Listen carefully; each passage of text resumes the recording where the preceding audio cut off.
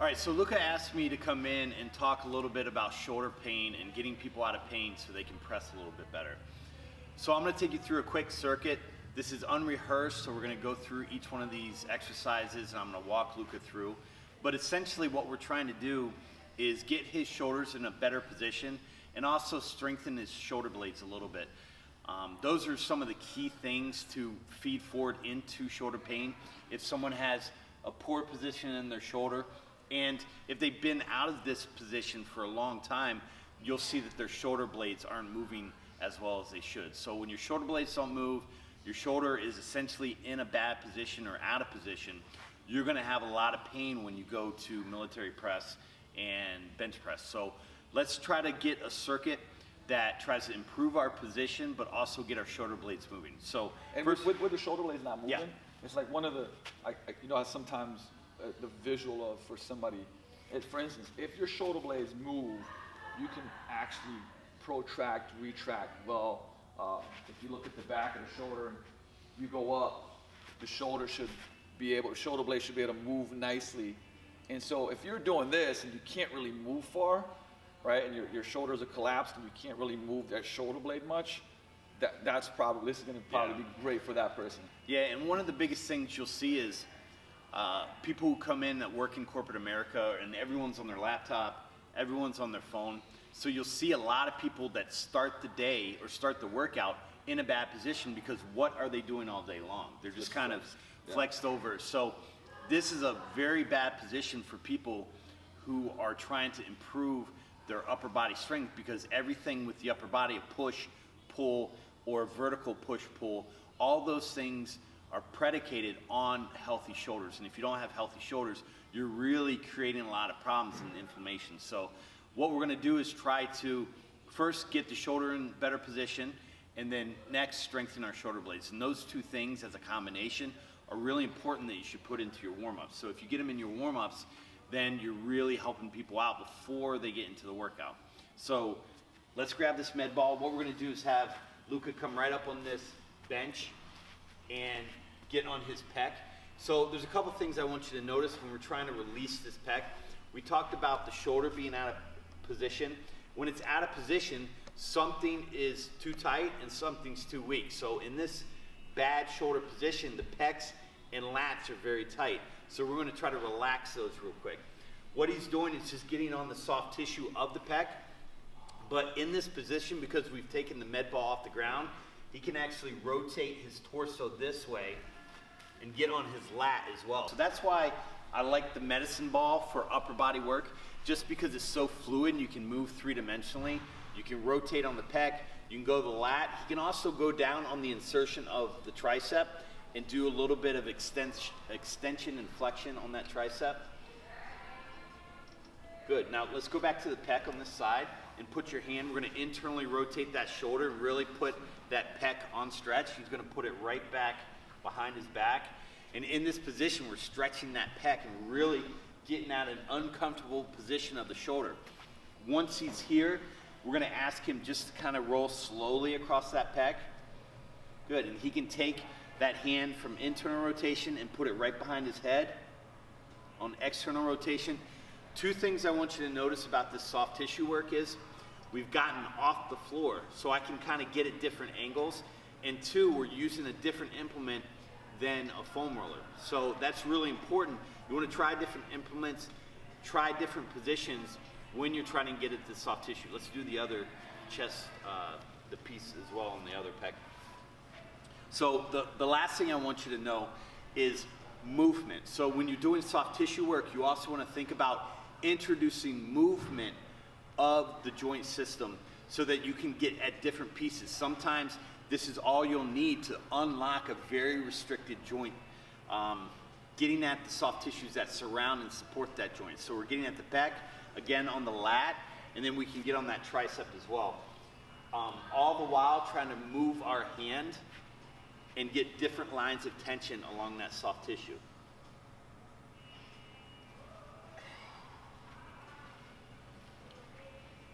Good, from here, we're just gonna take Luka right down to the ground and get him quadruped.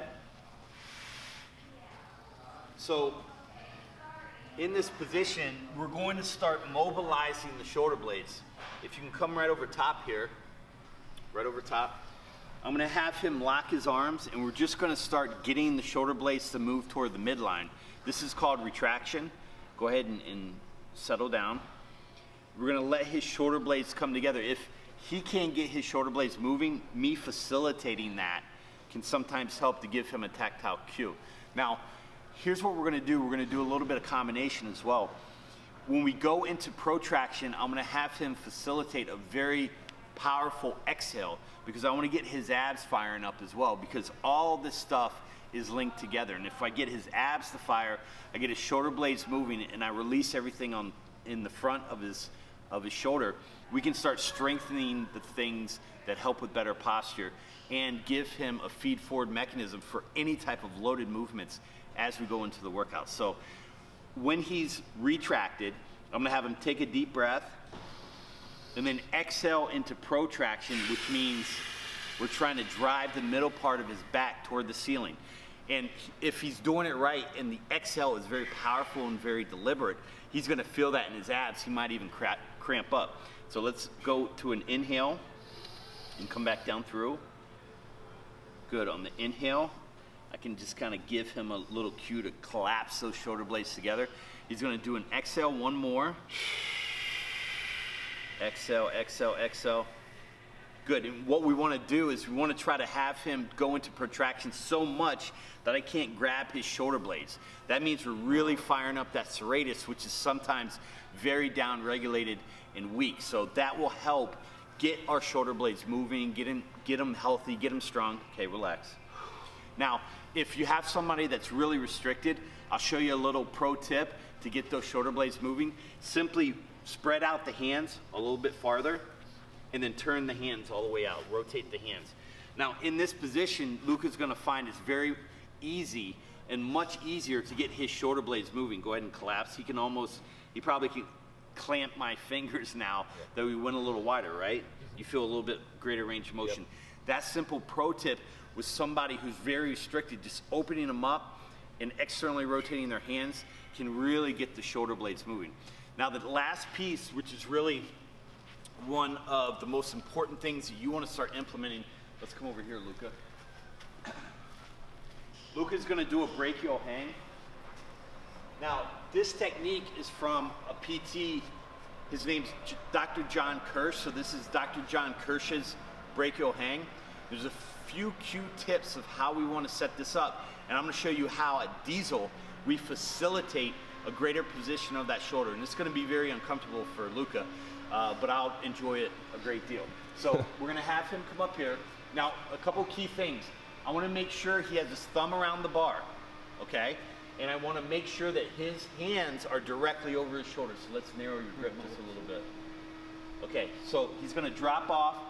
And just the simple act of Luka hanging is really important for the health of his shoulders because we're actively tractioning that shoulder. And we find that when the shoulder's out of position, there's everything so tight and rigid and limited in his shoulder flexion and extension. So if we can just traction the shoulder, that gives a relief to a lot of people. And what Dr. John Kirsch found was a simple brachial hang here will alleviate 9 out of 10 shoulder issues, especially if, you know, it's just a position issue. So we're just tractioning the shoulder. You can step off here. He's a lot weaker than me. I can hang up there a lot longer, and he was struggling. But what we're going to do, come back up, but I want you to face that way. Okay, so now we unlocked the shoulder blades a little bit and got the shoulder blades moving. Now let's start adding some strength in the movement of those shoulder blades. Let's narrow our grip a little bit. Okay, right there. Hand off. So what we're going to do is start mobilizing these shoulder blades.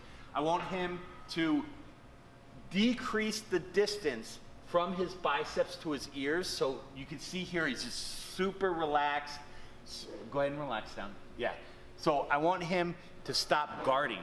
If he stops guarding, I can notice like there's very little space here, very little gapping. Then what I want him to do is take his shoulder blades and depress them back into his back pocket and increase the distance. Look at that open up.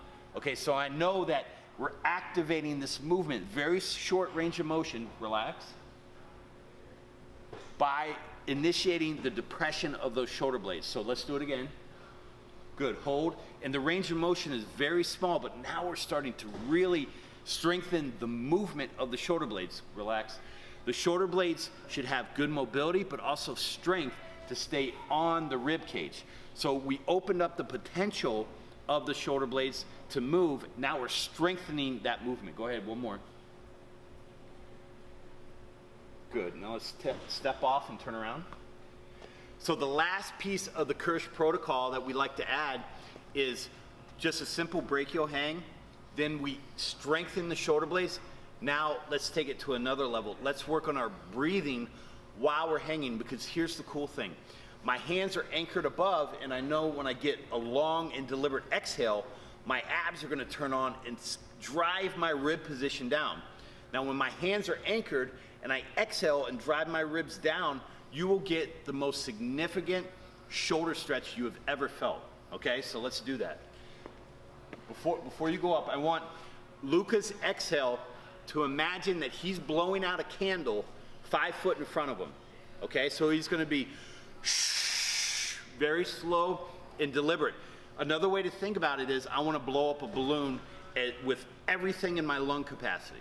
Okay, so I don't wanna exhale fast. I wanna do it slow and deliberate, as if I'm pushing my exhale through a straw that's been pinched off. Slow and deliberate and blowing up a big balloon, or trying to blow out a candle that's right in front of me. I'm gonna facilitate his ribs and give him a cue by just pulling down a little bit while he's exhaling.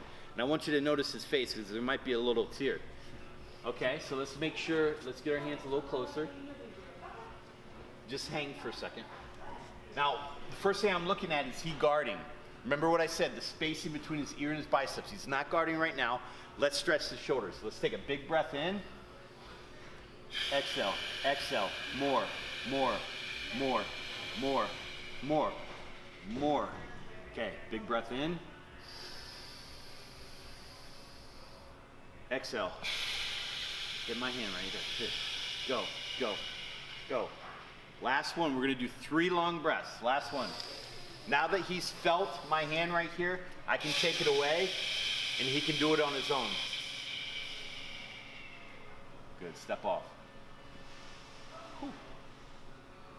Now, if you do the Dr. John Kirsch Brachial Hang protocol, along with the other drills in this circuit, I guarantee your athletes and your clients will move better, they'll feel better, and guess what? They'll be able to train better.